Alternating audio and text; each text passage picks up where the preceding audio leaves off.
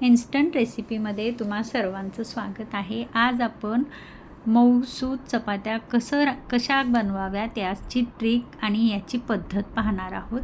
त्यासाठी मी घेतलेला आहे 2 ते 3 वाट्या गव्हाचं पीठ। त्यामध्ये मी टाकलेला आहे 1 चमचा मीठ आणि मीठ छान मिक्स केलं आहे। तुम्हाला सांगते मैत्रिणींनो, हलकंसं कोमट पाणी करून घ्यायचं आहे आणि त्यामध्ये 2 चमचे मीठ टाकायचं आहे आणि कणिक अशी छान मळून घ्यायचं आहे। तुम्ही पाहू शकता कणिक अशी छान मी मळून घेतलेली आहे। मऊसूत कणिक मळून घ्यायचं आहे आणि 10 ते 15 मिनिट तेल लावून कणिक आपली झाकून ठेवायचं आहे। 10 मिनिटानंतर तुम्ही पाहू शकता कणिक अशी अगदी छान मऊ झालेली आहे।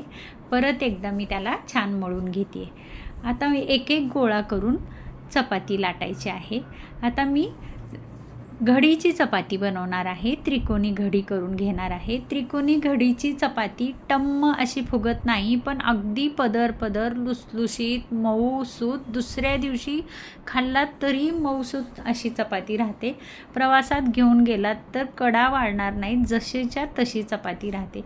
एकसारखं सर्व बाजूनी चपाती तुम्हाला कशी पातळ हवी आहे, जाड हवी आहे, त्या पद्धतीनं चपाती लाटून घ्यायची आणि एक तव्यावर तवा गरम केलेला आहे आणि त्यावर मी चपाती टाकलेली आहे।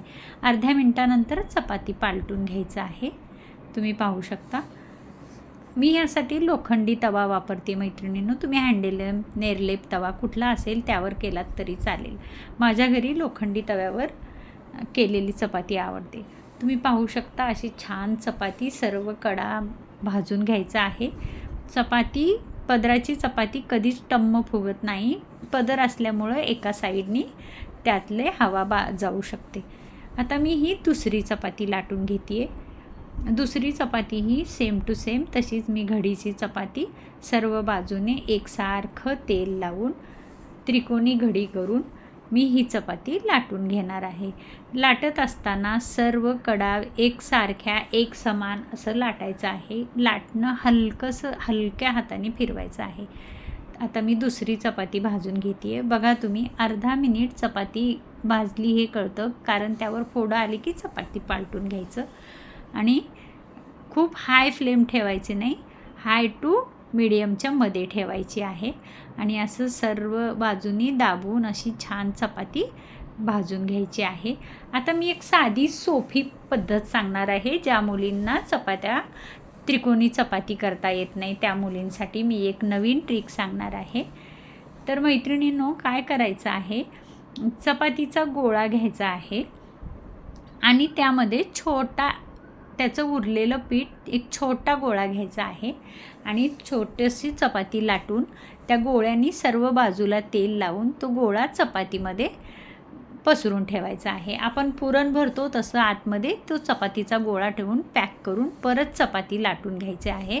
अजिबात चपाती आपली वाकडी तिकडे होत नाही, गोल गरगरीत चपाती होते आणि मऊसूत चपाती होते। ह्या चपात्या तुम्ही 2 दिवस आहेत तशा राहतात, कडक होत नाहीत। कुठल्याही गव्हाच्या पिठाच्या चपात्या केलात तर ह्या पद्धतीने तुम्ही जर चपाती केलात तर मऊसूत चपाती होते। तुम्ही पाहू शकता आपल्या चपात्या बनवून तयार झालेल्या आहेत। तुम्ही बघू शकता अशी मऊसूत चपाती तयार झालेली आहे मैत्रिणींनो। हात लावताच ही चपाती खूप असं ओढायची गरज नाही आहे। तुम्ही पाहू शकता, आता मी मोडून दाखवते, हे बघा अशी छान मऊसूत चपाती होते आणि पदर सुटतात।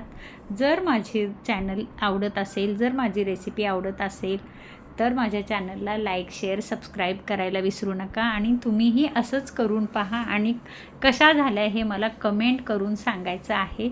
जर माझा व्हिडिओ पाहत इथंपर्यंत आलात तर चॅनलला लाईक्स, शेअर, सबस्क्राईब करायला विसरू नका। परत भेटूया अशाच एका नवीन रेसिपीसोबत। तोपर्यंत बाय।